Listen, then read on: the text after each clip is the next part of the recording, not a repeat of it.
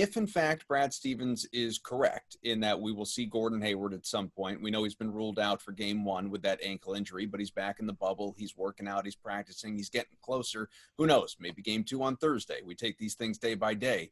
What impact does that have on Smart? You know, is Hayward, when he returns, coming off the bench? Is he eating into Smart's minutes? Is Smart worrying about eating into Hayward's minutes? You know, how much rust could there possibly be after such a long, you know, it's going to be a full month, if not 5 weeks away from playing since they opened up the playoffs when he suffered that injury in game 1. So how quick is the hook from Stevens to go back to what worked against Toronto? What is the impact here from Gordon Hayward when it comes to his factoring in as really an X factor, for lack of a better way of putting it?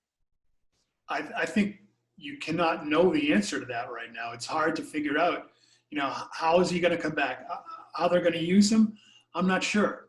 And you could easily, start him, but what Marcus Smart gives you defensively to start a game off is invaluable.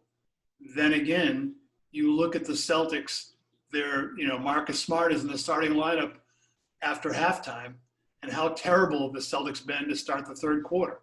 Yep. So, and I'm not putting that on Marcus Smart, but what Gordon Hayward does is he lengthens your good. You know, he takes what you can do well and ball movement and all these things, and he makes other guys better. I think it's hilarious when you look at people, pundits, whomever, that look at him at a Gordon Hayward and say, "Oh, look at his numbers. You're paying this much for this here, and he ain't any good. Look at his, he's only scoring this much. This is terrible." But if you really look at Gordon Hayward's numbers, they're incredibly good. What he's producing for his usage rate incredibly efficient. Is fantastic. Yeah. Now, having said that, I wrote a couple of years ago that what's funny here is that if you didn't know what you were getting fully when you drafted Jason Tatum. You didn't know he was going to get this good, this fast. Mm-hmm. Would you have spent all that money on Gordon Hayward? Probably not. You'd probably try to put it into someone larger, someone that meets a need more. Because that's an awful lot of money to spend for that quote-unquote role. It may be eventually what puts you over the top, which means it's worth it. But it's interesting. But in terms of what Gordon Hayward gives you, he doesn't just give you his numbers. He gives you his numbers in a small usage rate, and he gives you his numbers while moving the ball.